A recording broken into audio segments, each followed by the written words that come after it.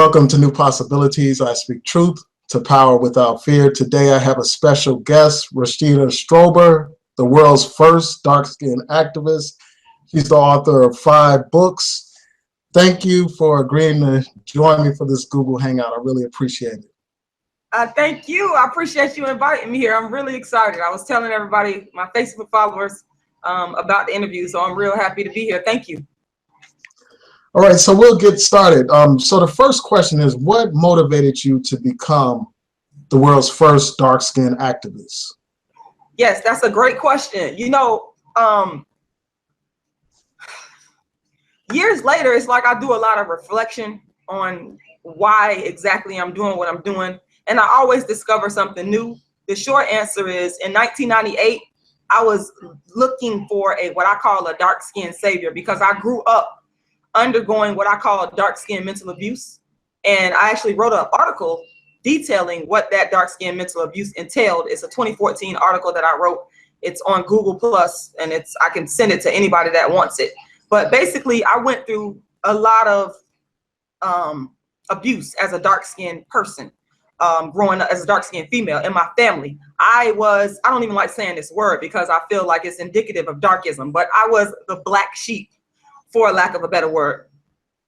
Sometimes I don't realize, or I don't know if my family realized that this is what they were doing, but there was a particular female in my family that was non-dark skinned, and she got better treatment than me. And as I got older, I started to see this stuff and realize it. And it's just like, it was just something about it. You know, when you're young, you can't really put stuff into words because you're too young to actually articulate it, but you know that something is not right. And so I would see a lot of different acts of favoritism.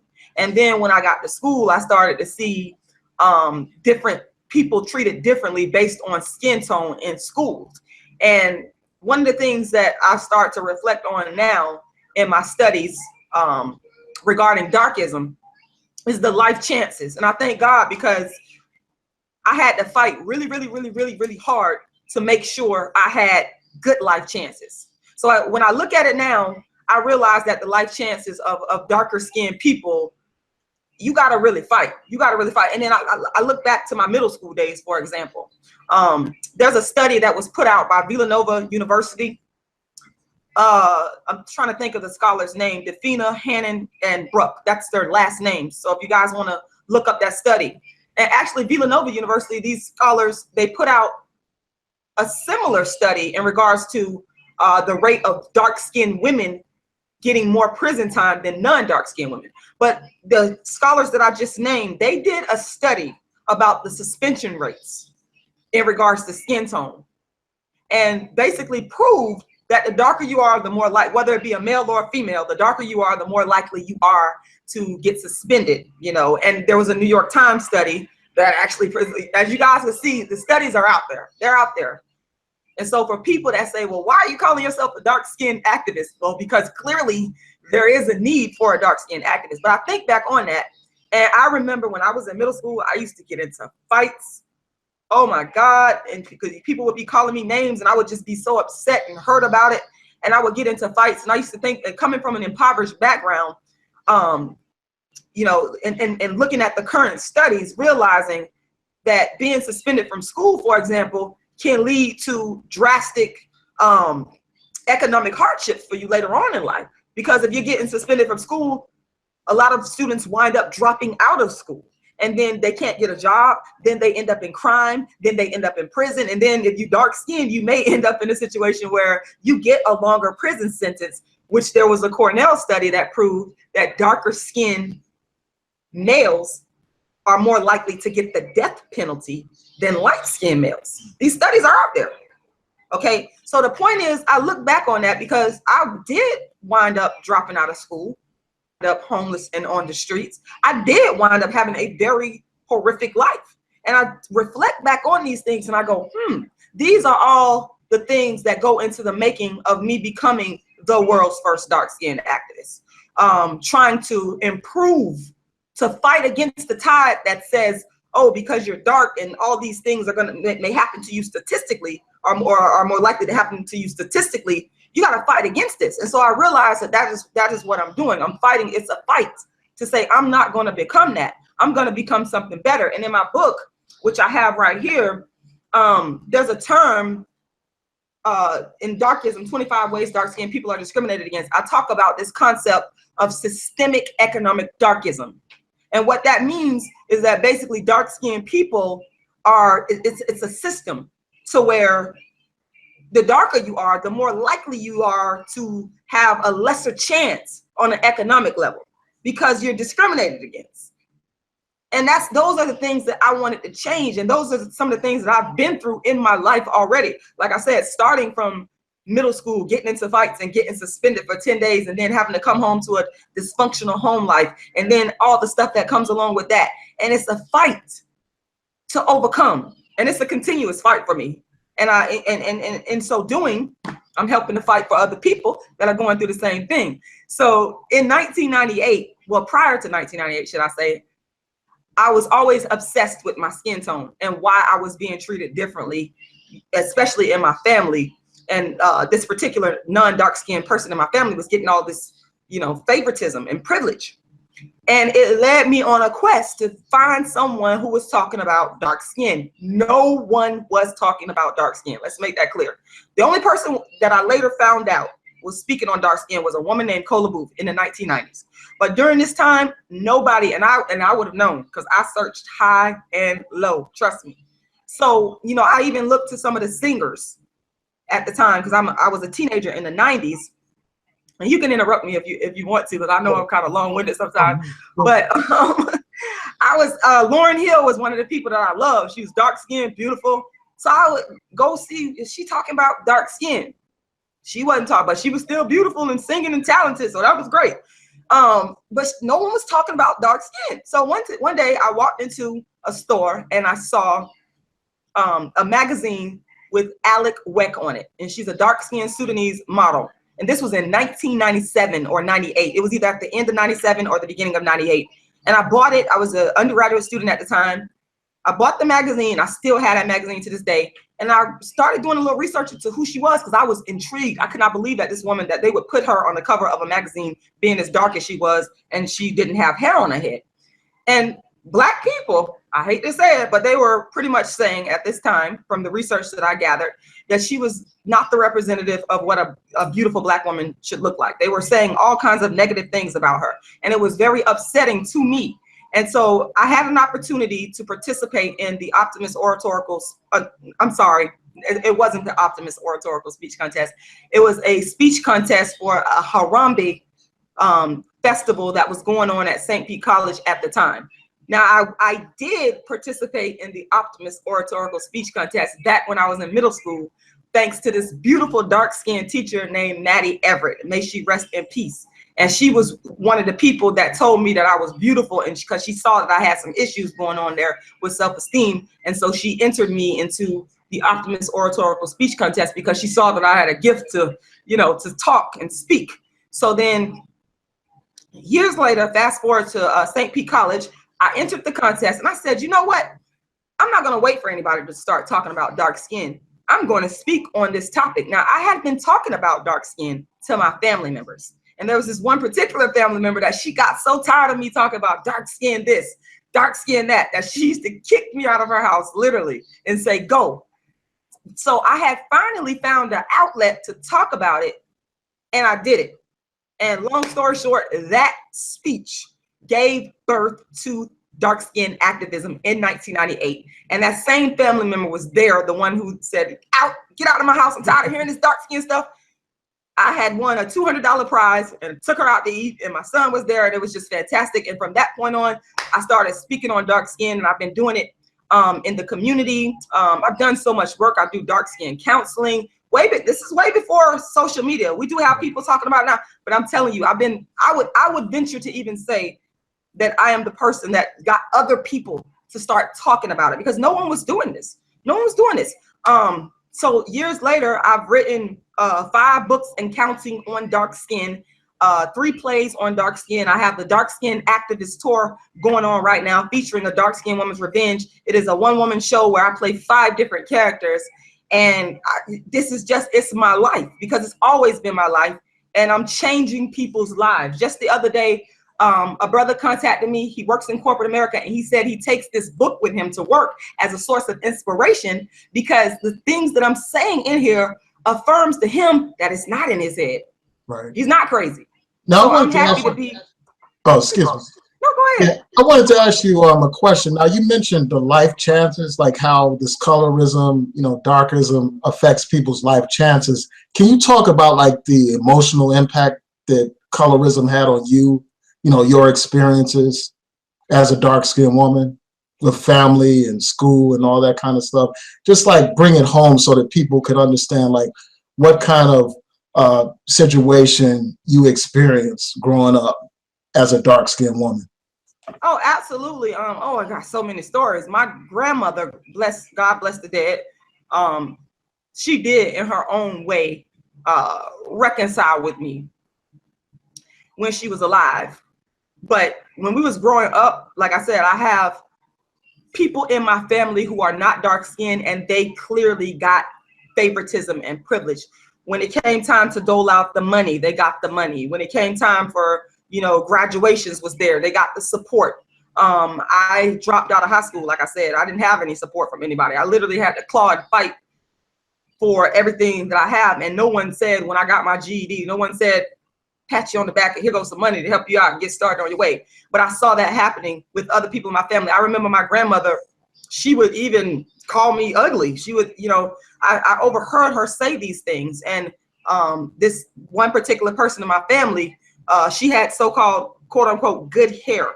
And so because her hair was good and her skin was, I have a family member that likes to let me know, and I'm not saying there's anything wrong with this, that we have my great grandmother is a full-blooded Indian.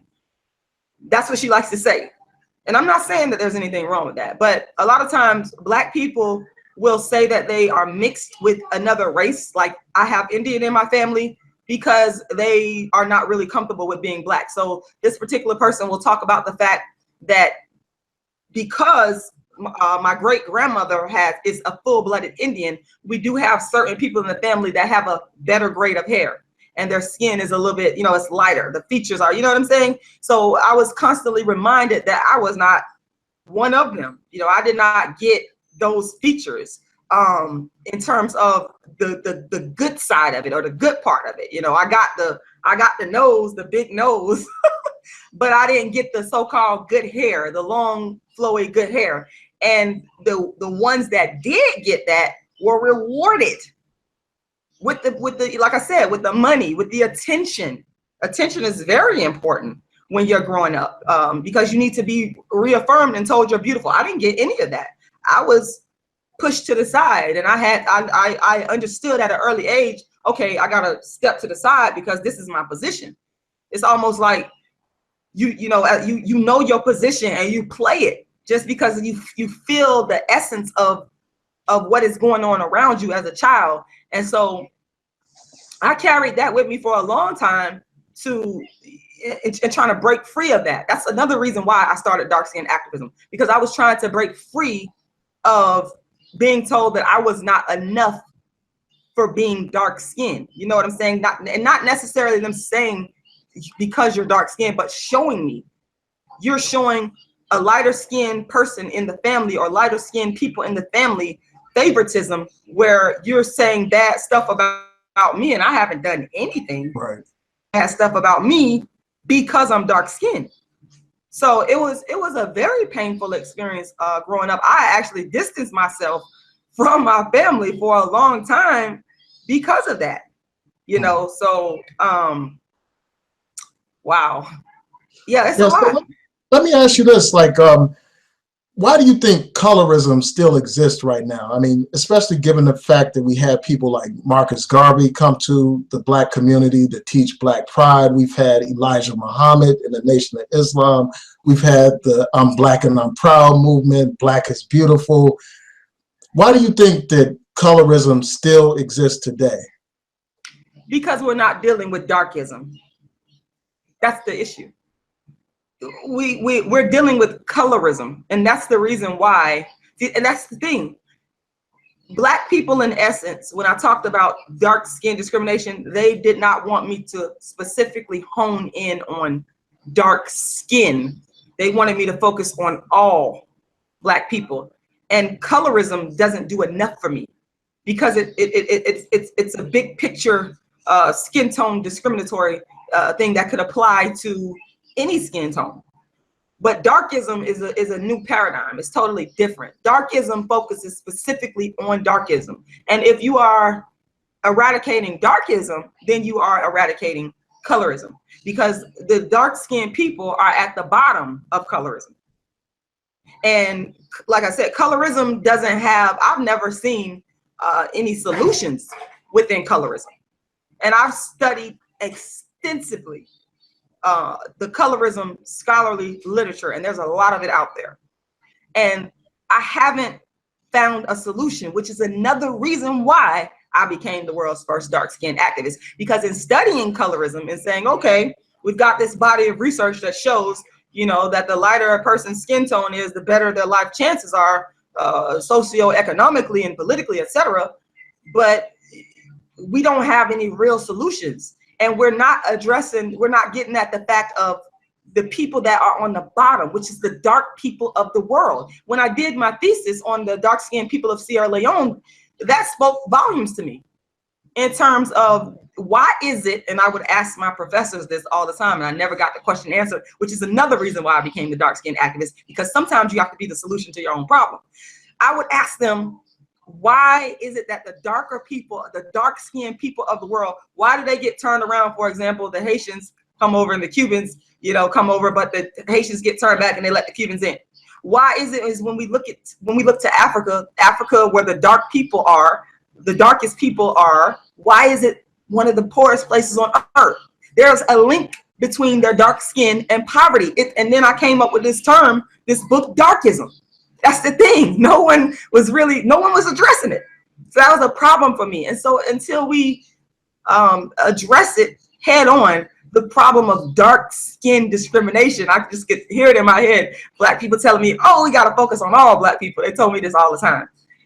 And I'd say, no, we got to deal with the darker skinned people and bringing justice. I got to piggyback off of Dr. Neely Fuller, who I love. He talks about replacing a system of injustice with justice, and he's absolutely right. And I could apply that to, you know, the darkism in terms of what I call global darkism. We have to deal with providing justice for the darkest people of the world, because they're at the bottom. And it reminds me of your body. If your body is sick, your whole entire body may not be sick. It might just be your hand. So why do you need to focus on your face if your face is not sick? You need to take care of your hands, take care of whatever part of your body is sick. So, you know, until we decide to do that, then we're still going to have a problem with darkism, with dark skin discrimination. So what exactly should be done to address that problem of darkism? That's a great question. The first thing we have to do, we have to admit that it exists. We have to admit that it exists. The second thing, once we admit that it exists, we have to start educating people. And this is what I'm doing right now when I speak about it constantly. And then what we have to do is start looking for ways to create justice. So for example, and I do this all the time. I love to give this example. I taught K through 12 as a substitute teacher for a long time. Also taught American government at the college level for about 2 years. So there was a time where this third grade little boy, he was really dark skinned. I mean, super dark skinned. He came in the classroom, and apparently, well, not apparently, but I later found out that a Black girl had called him black. Him into a frenzy. He was throwing over desks. I mean, tearing up the classroom. So after we cleared out the classroom and got the children into safety, sat down, talked to the little boy, found out what happened, and come to find out, he went mad, literally, and you know, because a Black girl called him black, and because he was so dark skinned, that was like, you don't do that. You don't do that. This was about 5 years ago. So, working in the school system, I already know what the researchers are talking about when, you know, the darker skinned children are more prone to being suspended. So I knew that that could potentially happen.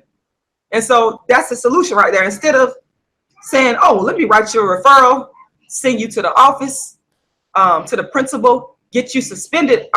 We weren't gonna do that. We sat down and I gathered those kids in that classroom and we had a discussion on darkism. We had an in-depth discussion on, and I've done this at the risk of losing my job.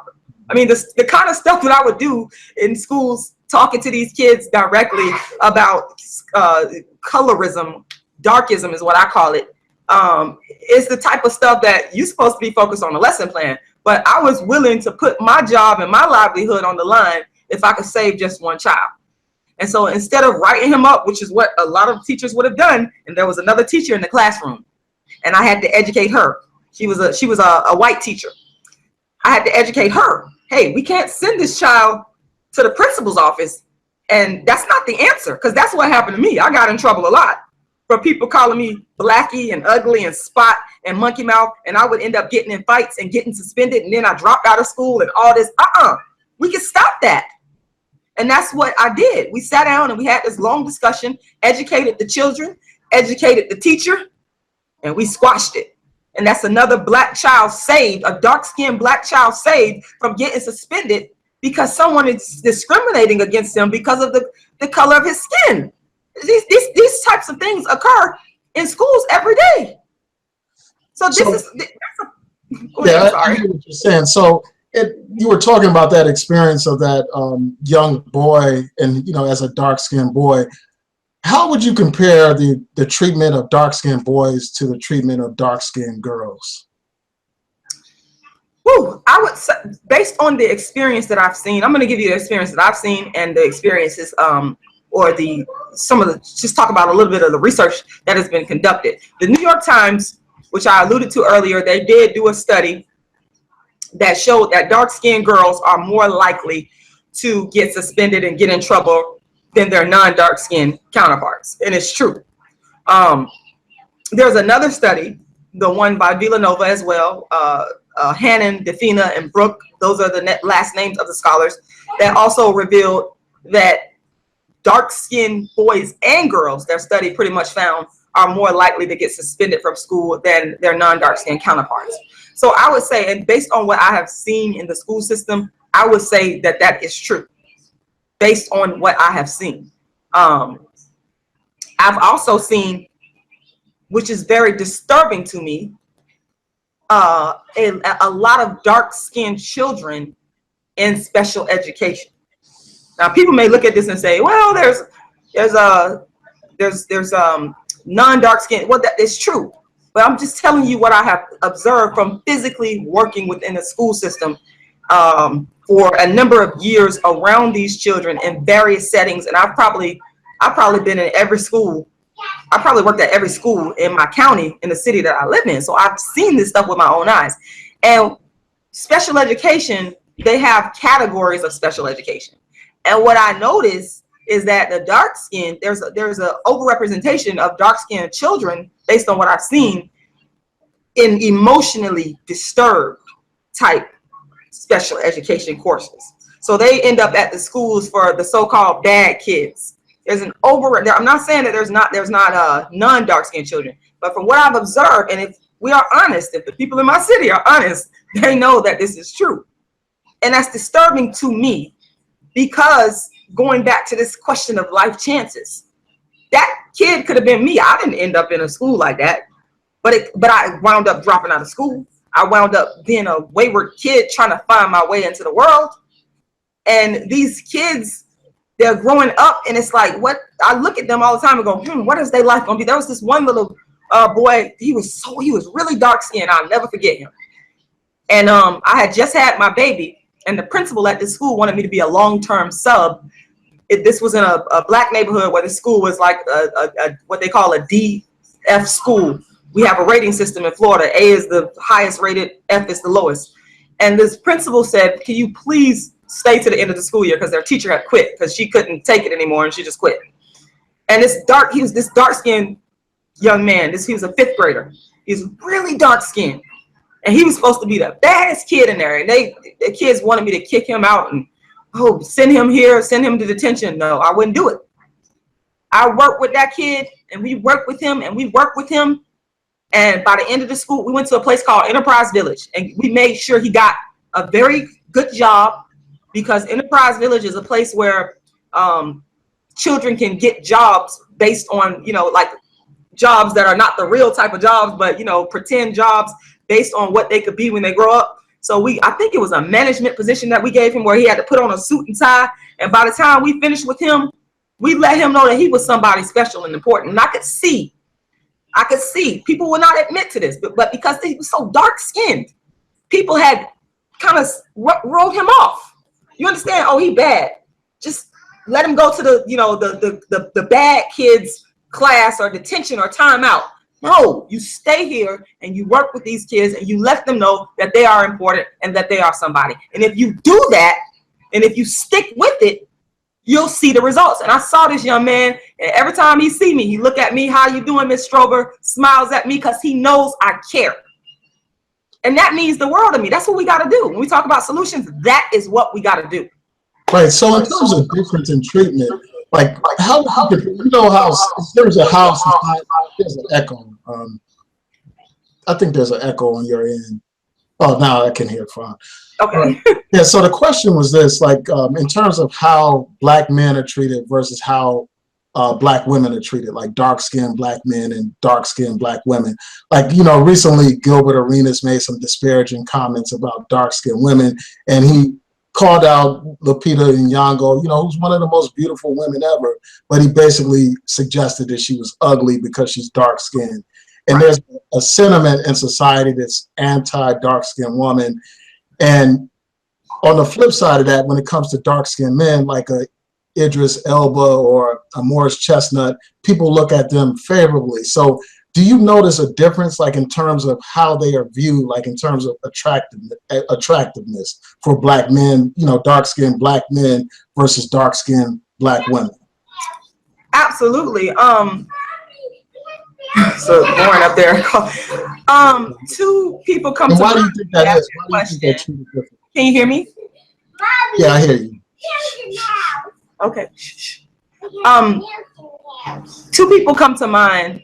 First of all, the great Wallace Thurman, who wrote the book in 1929 called The Blacker the Berry. He's way before his time. There's a quote in the book that goes something like this, that the mother of the main character said in regards to her dark skin. She said something to the effect of, if she had been born a boy, her life would have been easier. You know, suggesting that it's harder for dark-skinned girls because it's a question of beauty, and beauty has historically not been associated with dark skin when we look at the situation of Black people in America.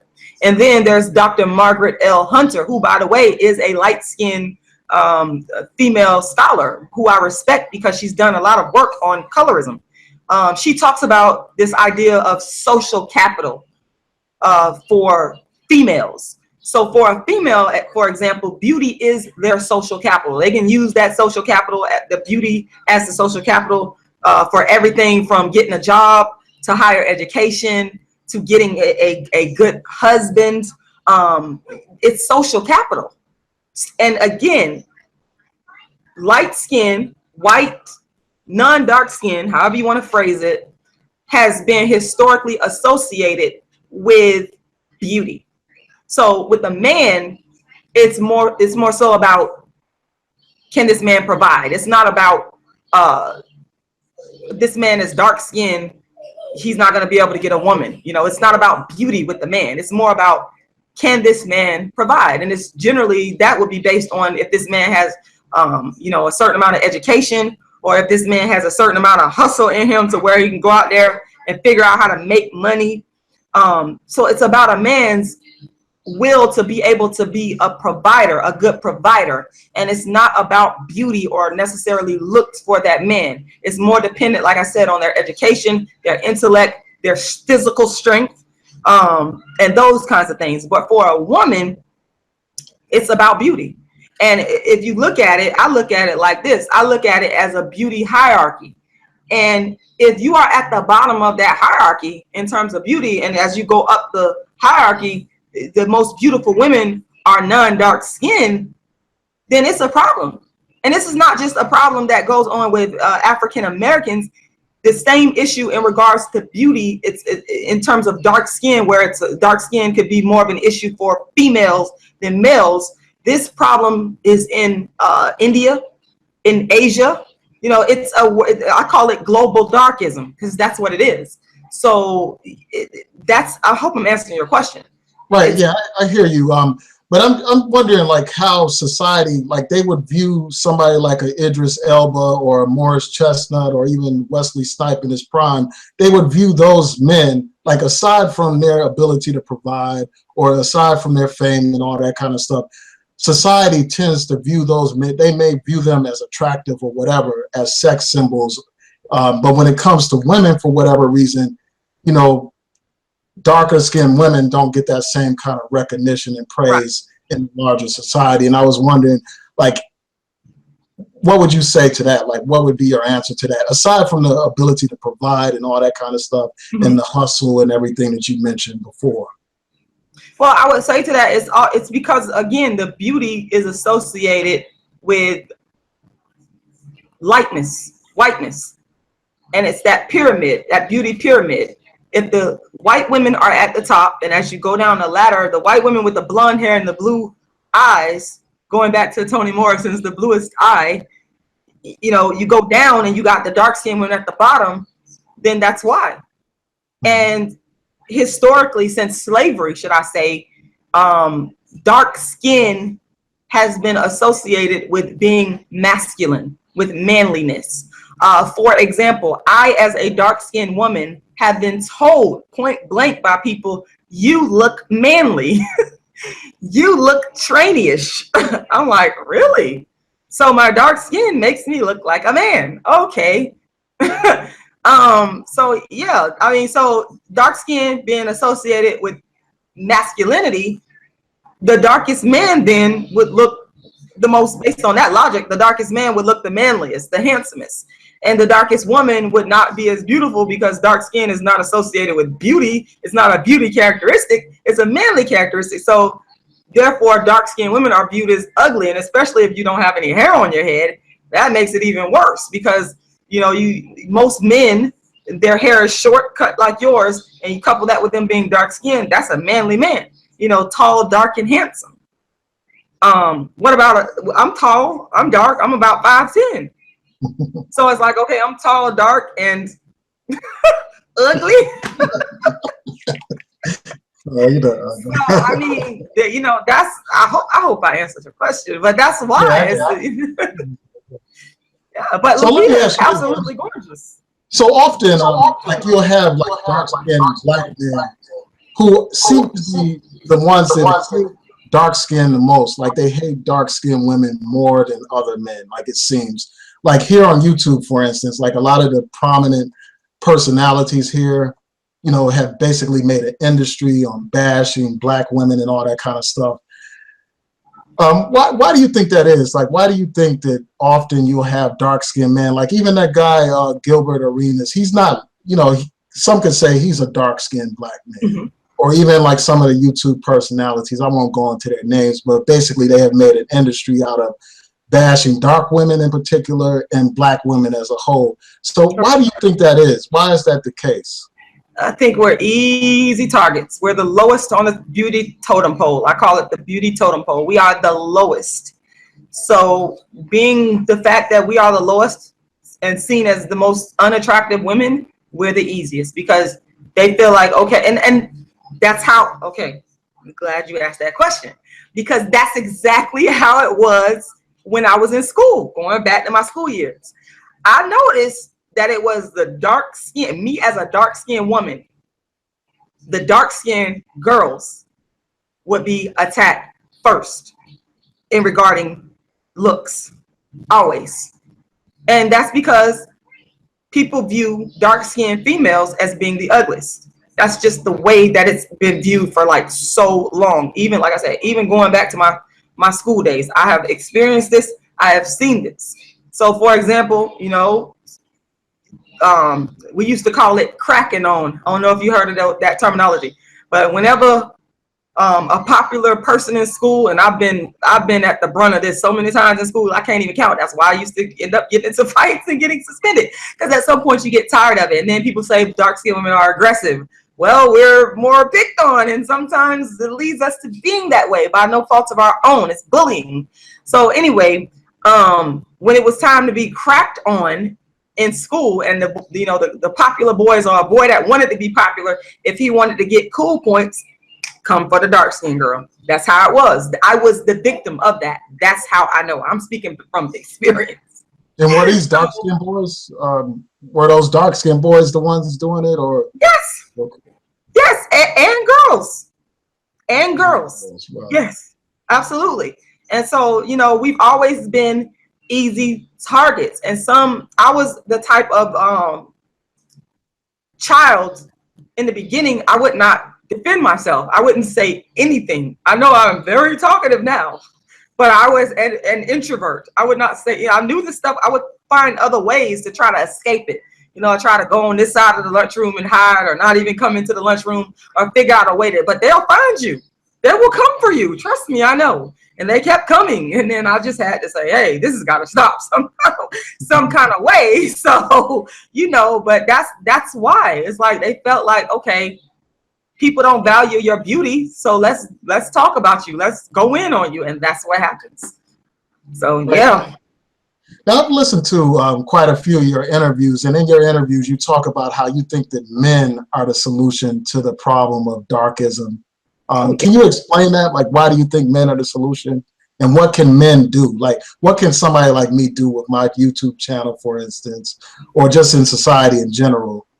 Absolutely. That's a great question. From day one, I want to say, ever since I've been doing dark skin activism, I have been primarily talking to men, Black men, because one of the main reasons, and people have to understand, people start movements primarily based out of their own experiences, and then it spreads to help other people. So because I was being picked on a lot by Black males, I always wanted their acceptance. And I remember wanting the acceptance of this one particular Black male when I was in high school. And he was really dark skinned, and he was so cruel to me. Oh my God. And I was just like, oh. So I think that because Black men can be so influential, just going back to my school experience, in terms of how other people would follow up with some of these popular guys and do what they did and listen to them. They were influencing people. If they said, well,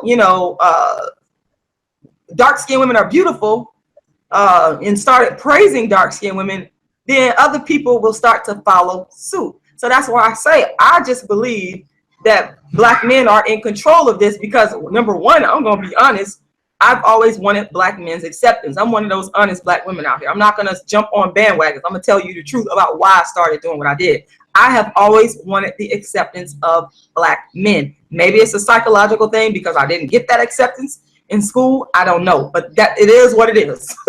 So that's one of the reasons why I say you guys could solve this by simply saying, you're beautiful. I remember Tommy Sotomayor back in 2014, when he invited me onto his show, someone had sent him one of my Facebook posts in 2014 where I said, tell a dark-skinned woman in a respectful manner that she's beautiful.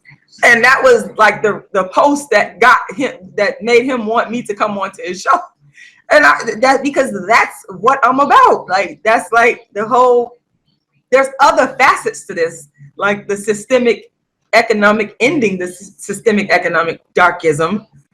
But, the other facet is the relationship facet. And for me, that's really, as I got older, and of course started to, want a boyfriend, and was like, oh my God, why is these guys? So it's like, I got to figure out, what can I do about it? So, it's a deep-seated need to have the acceptance of Black men, which some of Black women disagree with me on, but I'm telling you the truth about how I feel. I was going to ask you about that.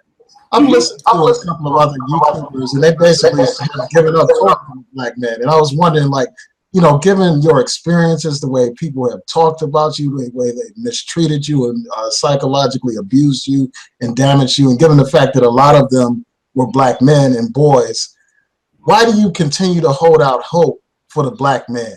Why do you continue to still have faith in the black man? I've listened to your interviews, and you seem to have an optimism despite all that you've been through. You seem to have like hope still, you know, despite everything, for the black man, and you still believe in black men.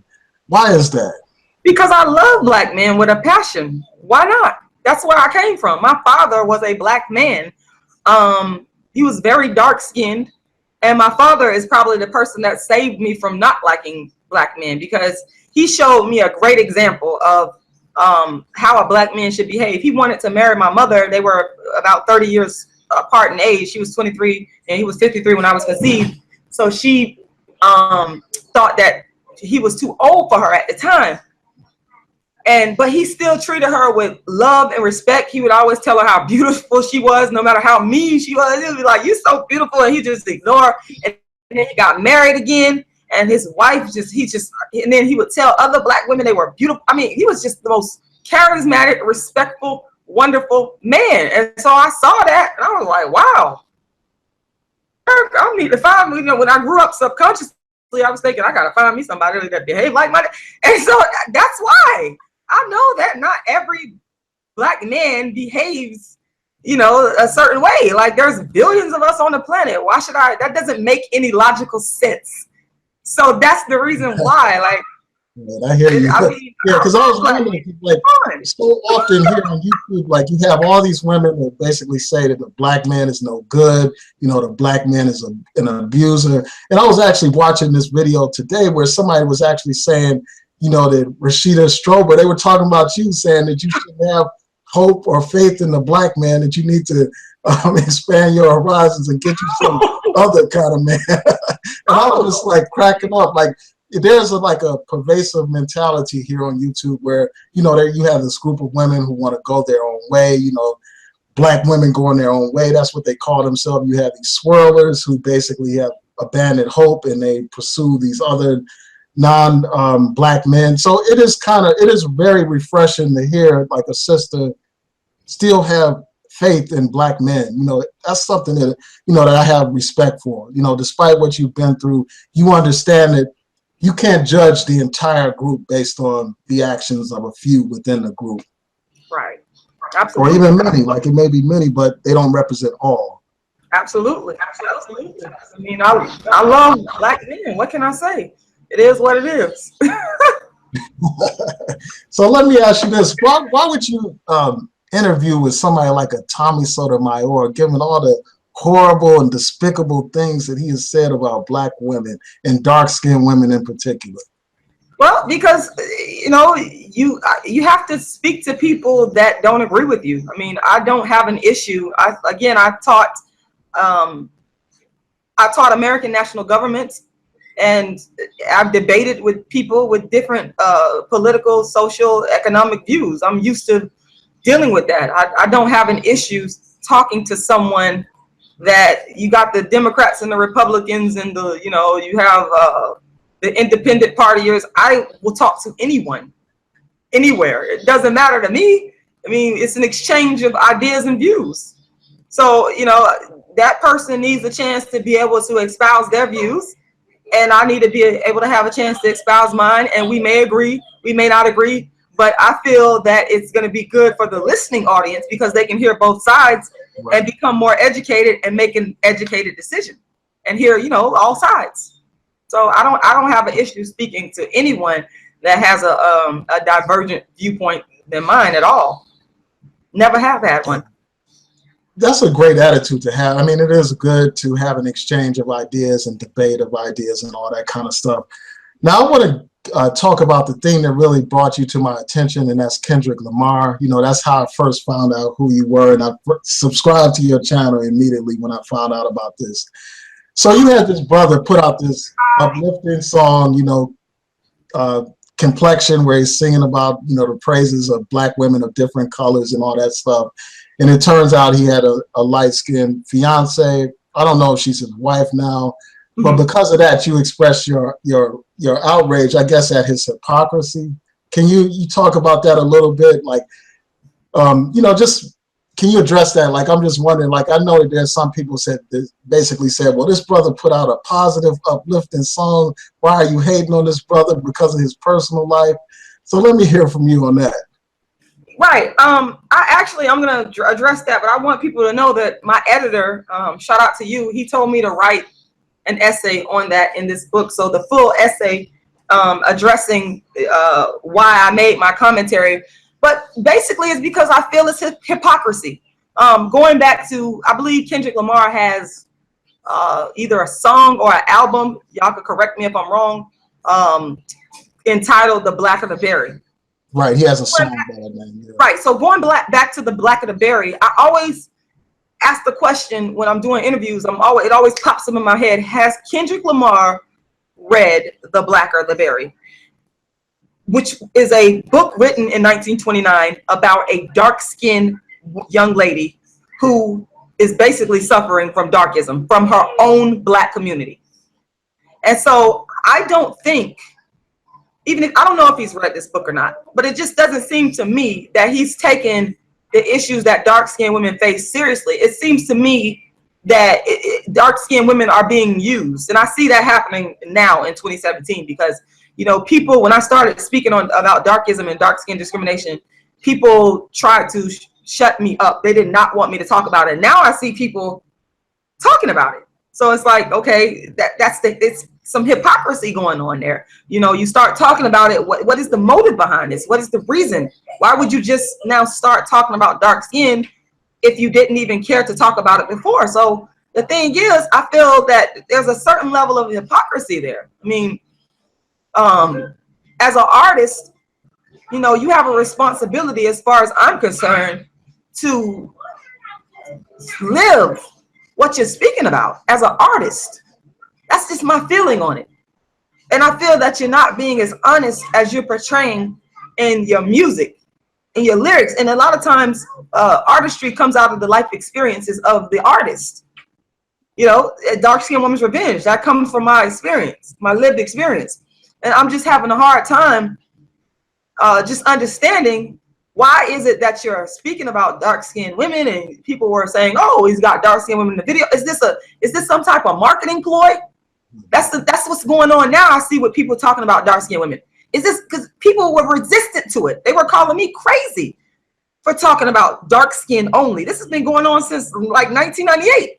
And now I see people talk like, you're using dark-skinned women. Don't do that. We've already been abused and used, you know, in so many different ways. Now you have this artist that's talking about dark-skinned women in their songs because they think that it'll get them, you know, a bigger audience and get them a win with, you know, Black women. But then in their personal life, a lot of disappointed dark-skinned women going, wait, what's going on here? It's a disappointment. It's so many levels to it. Hypocrisy, you're disappointing your fan base, some of your fan base. It's just, I just find it to be disrespectful. And I found it to be disrespectful at that time. And I do want people to know, since we're talking about it, that post, a lot of people think that I was, you know, I was not trying to gain notoriety off that post. I had no idea that that post would go worldwide. And people from all over the world, oh my God. I was like, whoa, I was shocked. Because what happened, I told you I have been counseling dark-skinned people and people of any race that, you know, they may have a dark-skinned person in their family or dealing with. I've been counseling people for years. I was counseling this dark-skinned young lady, and I've been counseling her for about a year. And we've been talking, and it was a regular day. She just came to me and inboxed me on my Facebook and asked me about Kendrick Lamar. And I said something to the effect of, I don't follow his music or something. And she was like, well, go look him up. And I was like, okay. So I went and looked him up, and I saw what I saw, and I said what I said, and I went about my day. And the next day, I know I was like all over the world, all of the blogs, and I was shocked because I had been giving my commentary that people are now doing this online, but I have been doing this already for years. I told you I've been a dark-skinned activist since 1998. So this was nothing new for me. It was just what I do. Right. So it was, you know, that's pretty much the whole story behind that.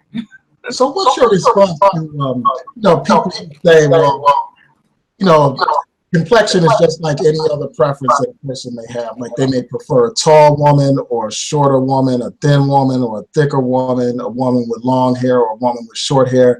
What's your response to people that try to put skin complexion into that same category? If preference was just if skin color was just another preference, then explain to me why dark-skinned people, going back to their life chances in the realm of education, economics, jobs, mate selection, all these different indicators of life chances, why is it that dark-skinned people tend to fare the worst in a lot of situations? Why? They would have to explain that portion. You can't just say skin tone is just preference and it's, like any other preference, and leave out all these other different indicators of the negativity in regards to dark skin tone when we talk about people's everyday lived experience. So it just doesn't make sense to me in that context, because all things are not equal. If all things were equal, then we could possibly make that argument, but we can't under the circumstances of darkism. So let me ask you this: like, when you hear about like prominent African American celebrities who decide to either be with lighter skinned women or white women, why do you think that they get an adverse reaction from black women or dark skinned women in particular when they see those kind of situations? Well, because again, dark skinned women in particular are considered the least desirable women, and we've been disparaged the most, and we feel like our chances of sometimes getting with a finding a decent black man, it's hard. It's not easy. Right. And going back to that pyramid, that beauty pyramid, the higher up the pyramid you are in terms of skin tone, the more likely you are to find a better mate. Studies have proved this. There was one study at Clark Atlanta University. There's a graduate student that did a study on skin tone and women in terms of how skin tone affects life chances, again, relationships being a part of it. And he found that light-skinned women, for example, were more likely to be in relationships than the non-dark-skinned women. You guys can read this study. Taylor Matthews is the person's name. I do believe the dissertation is found online. Clark Atlanta University. Just type in that. These studies are here. That's showing these things. It's not just experiences. It's actual data that research that is taking place. And so women, we feel in the pinch. Dark-skinned women feel the pinch in terms of, we look around and we see, okay, people are disparaging us. You see the situation with Lupita Nyong'o and Gilbert Arenas is one example where we've been disparaged in the media, and then you turn around in your everyday life and you go, wow, I've got people saying publicly that they don't think that I'm beautiful as a dark-skinned woman. And then you go out here in the world and you try to date, and you have all this baggage, if you will, that's behind all of that. So it makes it harder. It makes it, I've even counseled women that were suicidal because of this. This is a very serious issue. That's another reason why I continue to be the dark-skinned activist, because people confide in me and they know that I'm not going to pass judgment and go, oh, you're just jealous or you're a hater. It's a serious life issue when it comes, especially for a woman, when it comes down to marriage and dating. It's very serious. So, when you look up and you see that your men are not with a black woman, not with a dark-skinned black woman, and you realize that a lot of our men are in jail, incarcerated, there's a lot of other issues that are at play, and you see all this, all this stuff is just like baggage. Right. It sends you almost into a whirlwind of what do I do? And different women have their different ways of dealing with it, but nonetheless, it creates a lot of struggle and baggage and hardship to deal with, especially for the you know, I would even argue women, black women, dark-skinned black women that are on the lower socioeconomic level. I would make the argument that it's even harder for them. So do you have a similar reaction when you see a dark-skinned woman with a light-skinned man or a non-black man? No, I don't. And I can admit I'm starting to understand the arguments of some black men who have asked me the same question, because here's the thing, I gotta be honest. I was speaking from, remember I told you, I said black men are the ones that have the power to change this. I'm speaking from the perspective of a woman wanting the attention of the black man. So when it comes to seeing the other side, I had to kind of just like, okay, let me look at it from their point of view, because I was so wrapped up into my pain and what I wanted. And it's like, okay, I haven't considered all these things and how the men feel. So, you know, I'm still working on that and make sure I have an understanding and an empathy towards the men in regards to how the men feel as well. So. Oh, so yeah. Right now it doesn't really bother you to see like a dark-skinned woman, like a Serena Williams with a white man or anything like that. It doesn't, you don't have the same kind of adverse reaction to that situation. I don't, and I can admit that, but I do wish, should I say, that she, or expected that she would have been with a black man. It is a bit of a shock to me. I mean, I don't know. I mean, because she had her father, he seemed to be a very strong black man who actually worked hard to make sure that they became the women that they became in terms of becoming famous tennis superstars. Like, from what I understand, he was like the person that trained them and who, you know, who basically put them on the map and who was their coach and all this stuff. So I expected that she would marry a black man. So it was a shock to me. Yes.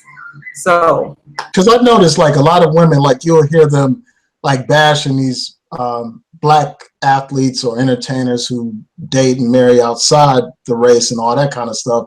But then these same people were doing cartwheels when they heard about Serena Williams, or when they heard about the first black woman on the Bachelorette show and all that kind of stuff. And that black woman was, you know, every picture you see her with, she's with some white guy, hugged up and all googly-eyed over some white guy.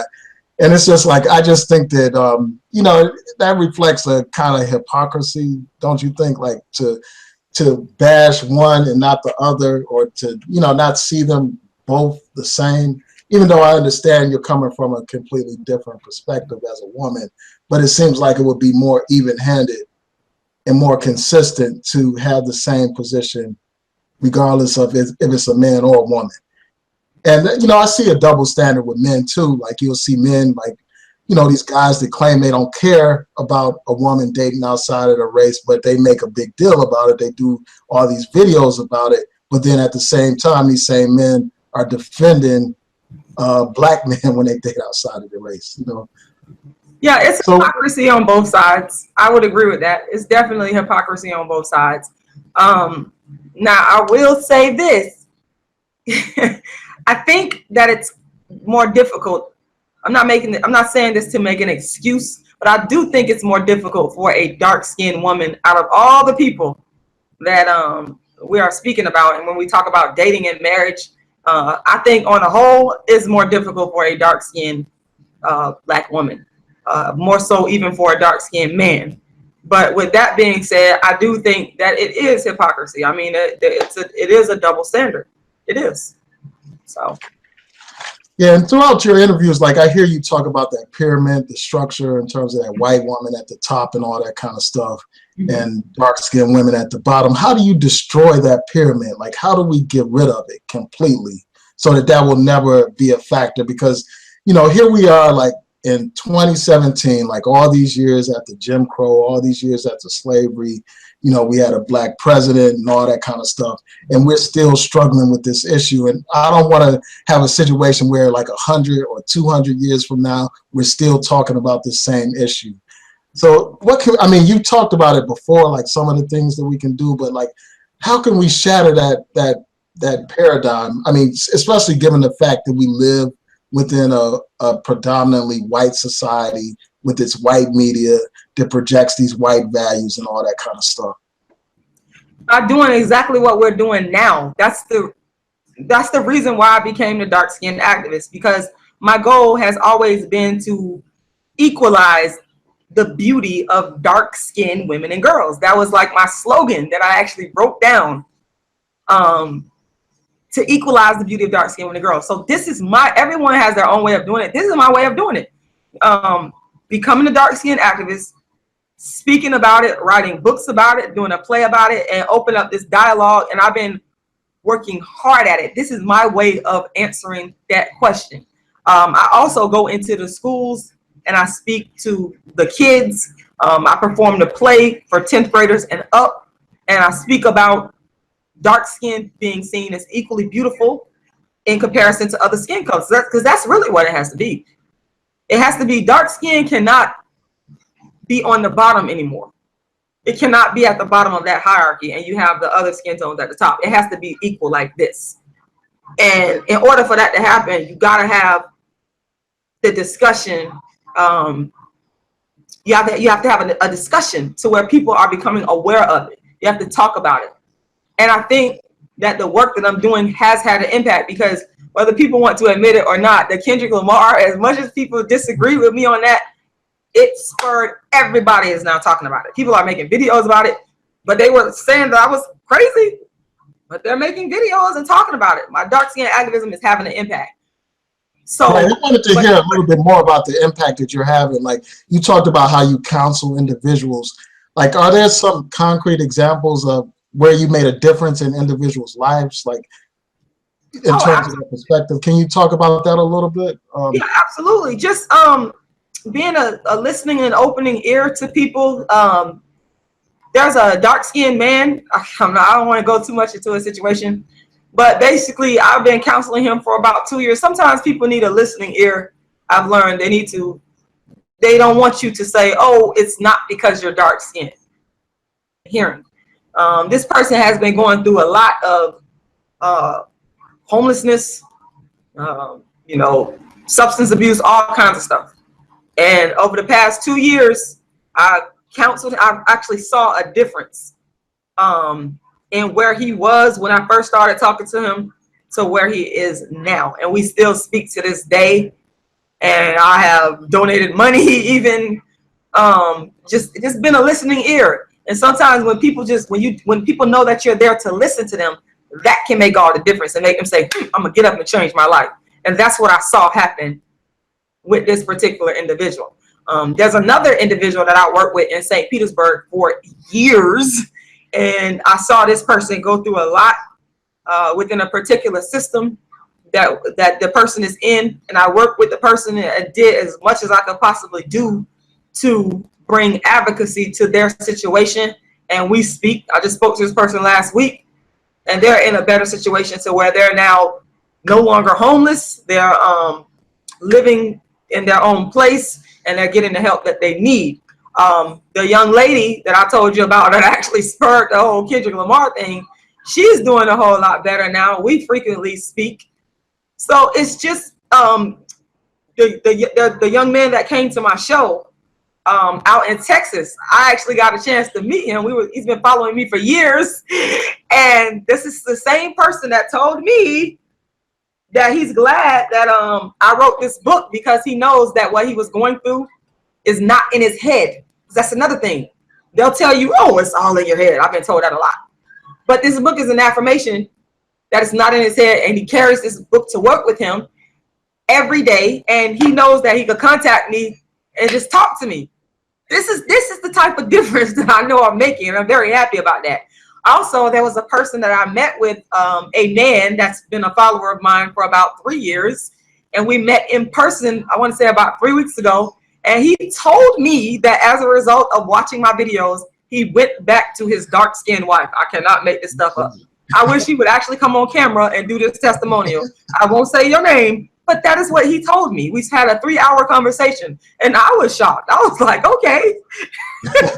So, I mean, dark skin, and then of course the little boy, the kids are really what's important to me. When I was in the school system, you wasn't gonna come in the classroom calling a child black and ugly in my presence. We weren't gonna have no dark skin jokes, not with me.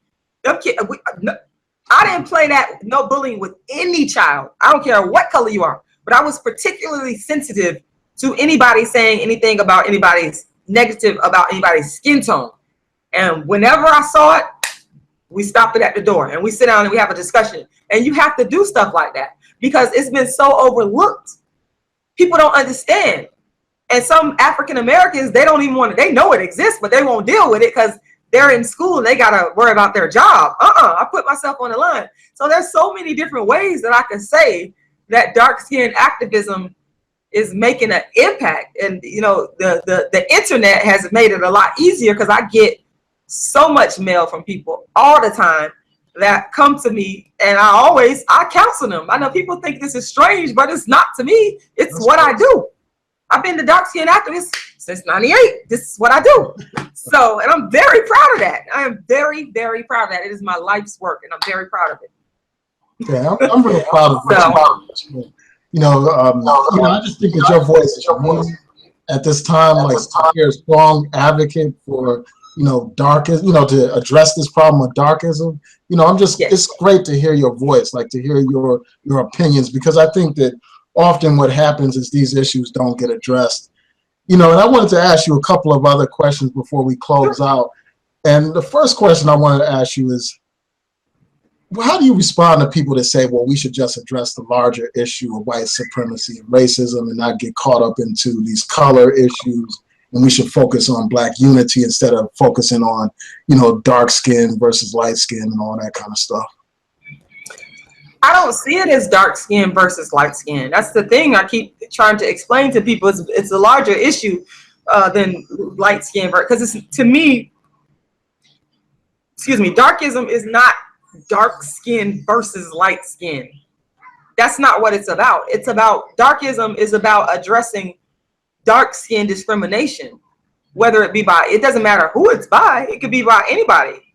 So let's address that problem. Let's deal with darkism in terms of going back to for example, the school suspension rate.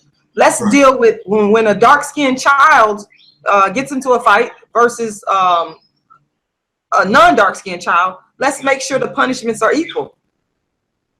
Let's address the fact of why do we have, as the Villanova study pointed out, why is dark-skinned women getting more prison time than non-dark skinned women? Let's address that.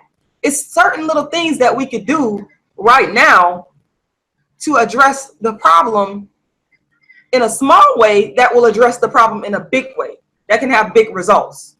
That's why I said earlier, if your whole body is not sick, then you don't need to, address your whole body. But, if it's just your hand, address the hand, fix the hand. So that's how I see this. I see, okay, the dark-skinned people of the world, that's the part of the human body that's sick. Can we address it? Can we address the disparities in regards to life chances that go on with dark-skinned people? Let's deal with that first. And as we do that, then we'll be forging equality, because this is all about equality. It's about human rights for me, make no mistake about it. At the end of the day, it is about human rights. And even white people, I have white supporters that can understand that. They see that. So, that's what this is. That's what it's not light skin. People that think this is about light skin versus dark skin, you way off the mark. Right. That's not even in my head. So. Yeah, sometimes people interpret it that way. But I wanted to conclude by asking you, like, are there some positive examples of the media addressing this problem of darkism? That can be used as a model for social media or for different outlets or whatever that you can think of. Yeah, actually, I have to say that the media in St. Petersburg has been very good to me. I've been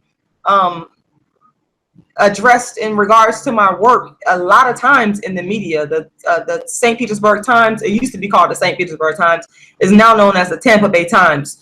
So they've done a lot of stories. I would say at least 3 stories they've covered or more over the years in regards to the work that I'm doing. And I will also want to say the mainstream media actually got wind of my work before this whole Kendrick Lamar thing in social media. The mainstream media actually covered my work first. So, you know, this was like way back in, I want to say 2010, 2009, 10. And then it just started, the story just started getting covered as I would do different things. So, you know, yes, the media has responded to it, and I would hope to see that the media would continue to respond to it in multiple different ways. I would love to be, one of my goals is to be able to come on and speak about instances of darkism in different facets on the media. That's a main goal of mine. It's very important, that is, because that's one of the things that I've already been doing prior to even hitting the internet. So there's so much more to be done. I do know that the media in other countries, like in India and in Europe, they do have stories where they cover dark skin discrimination. I've seen that before. So I mean, it's slowly progressing, but it has to, the envelope has to continuously be pushed in order for it to really get the attention that it needs. So we still have a lot of work to do. So. And the very last, I know I said that was the last one, but I have one other question. I mean, I know you have just like a limited amount of time, but I wanted to ask you about this whole skin bleaching. And I noticed in some of your interviews, you talked about like one of the important things is to try to stop or ban skin bleaching, like especially in places like Africa and the Caribbean. It's like, why do you think that even is a problem in a place like in the motherland, you know, where we come from as a people, you know, where you have all black everything, where black people control, you know, the government, I guess, on a local level, you know, you have black, you know, black teachers and everything. Like, why would in such an environment you still have this issue of self-hatred? And what can we do to stop this whole skin bleaching phenomenon in the world? Great question.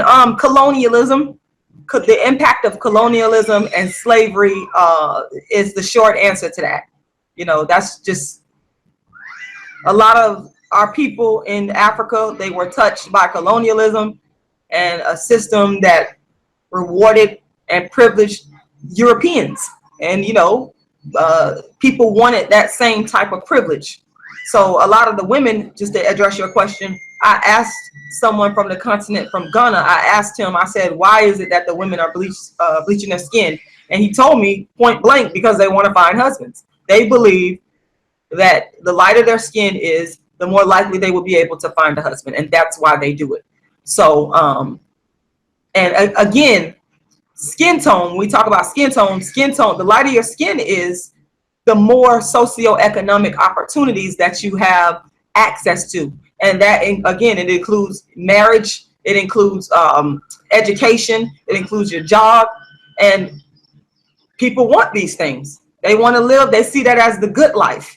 And so you have people that will do whatever it takes to attain that. And for some, particularly women, when we talk about Africa, that includes bleaching their skin. And it is a huge, huge industry over there in Africa. There are some countries over there, I believe in Nigeria, if I'm not mistaken, that they're banning, putting in policies to ban the skin lightening industry.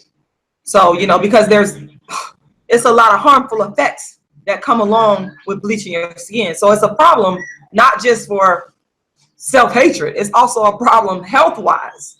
And people are starting to see the significance of that, and they're trying to work to do that. And so I think that what we have to do is start to create partnerships all over the world. Like, for example, black people partnering up with black people in Africa and black people over in the Caribbean and all over the world, and coming together and figuring out what do we need. And that's something that I have been working on. I was actually speaking with a sister in, where is she from? Senegal, a couple of days ago. And I had asked her, I told her I wanted her to come on to, you know, my show and talk about what's going on over there, because she said she found my campaign, and then she started talking to me about the skin bleaching. And this is a young sister.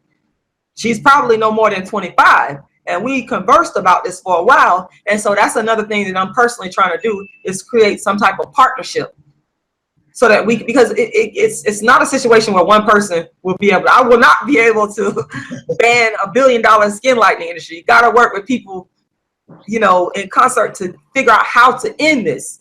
And I would like to see it ended, to be honest with you, all over the world. In India, it's horrible in India. Also in Asia, I do believe that Asia is actually the leader. They're the leaders. It's not even Africa.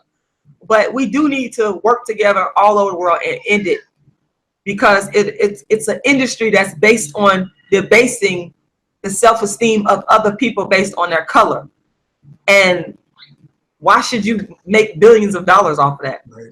Why should you even, that doesn't even make any sense. But you got to, in order to end it, you got to get at the hearts and the minds of the people and help them to understand why they should not do this. Because like you said, you know, it's hard to understand why in 2017 we still have this color issue going on. It's something similar to what a friend of mine said to me from Ghana. He has a friend of his that's from Ghana, and the woman was not only bleaching herself, this is recent, this is in 2016, she bleaches herself and her son. So I mean, this is like, it's real, it's a real problem. So, and it's a big problem. And so that's something, like I said, I'm looking to form alliances with people, especially in the parts of the world where it's really prevalent, like over in Africa and the Caribbean. And I actually did form a partnership with a sister over in Trinidad and Tobago. She's doing a documentary and doing a lot of work around skin bleaching in that area of the world. And we did an interview about 2 years ago. It's up on my YouTube channel. And so she's doing work over there. So it's gonna take a lot of people to work to abolish that industry. Like it's not an easy task, but it can be done. And I do believe we are making progress. So wow, this has been a great interview. I know we have a limited amount of time. I want to thank you for joining this hangout. You know, I truly appreciate it, and I hope you can come back. You know, you provide great information, your inspiration. You know, it's been great. So I understand that you have a tour that you're on. Can you let the people know about your tour? And I know that you're coming to the DC area soon. I look forward to checking you out when you come here to this area. So if you can tell the people about that, tell them about your books, your social media, how they can get in touch with you. Absolutely. I am on the Dark Skin Activist Extended Tour.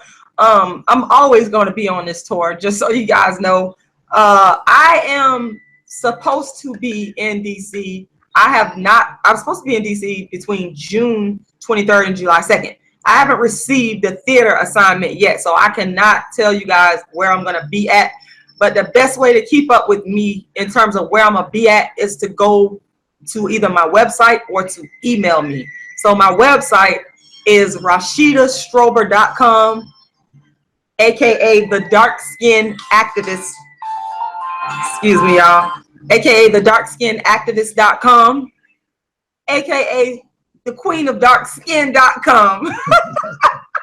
And I want to shout out one of my viewers, the Goddess 1965, for giving a $5 donation. I truly appreciate it. And I want to shout out Lashid for you. Shout out to Psycho. Shout out to everybody in the chat room. Unfortunately, because the conversation was so engaging, I wasn't able to focus on the chat room as much. But again, I can't thank you enough for coming on here. No, thank you. And thank everybody for watching. I love y'all. I love this. I love it. Thank you. So I'm going to post all your information in the description box once this video uploads. Again, I truly appreciate it. Thank you. I appreciate you. It was fun. Thank you. All right. Peace and blessings to each and every one of you. All right. Good night.